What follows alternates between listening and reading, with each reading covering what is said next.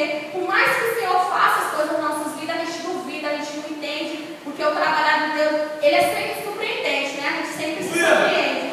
E eu falei, o que é, Senhor, que o Senhor queria me dizer? E era a vontade do meu coração, e o Senhor contempla a vontade do nosso coração conforme a vontade de Deus. E o Senhor sempre dizia para mim que queria me usar na palavra, que o Senhor tinha propósito na minha vida. E quando foi na segunda-feira que eu recebi a palavra, eu entendi que tudo na minha vida estava tendo tempo. Aleluia! Só Deus sabe o que eu tive que passar para chegar aqui. Glória a Deus! Não sou a pregadora, não espere nada de mim, porque aqui só vem o Senhor. Já pedi para o Senhor que não venha ser para me engrandecer, mas que venha aparecer e engrandecer o teu nome. Para que toda glória seja dada. Eu queria que todos abrissem a Bíblia de Marcos, que é o tema da mensagem, né? E o Senhor tocou no meu coração. Eu procurei outro versículo, eu procurei outra coisa para ler. E o Senhor falava que eu iria falar sobre a história de Bartimeu, que é do cego.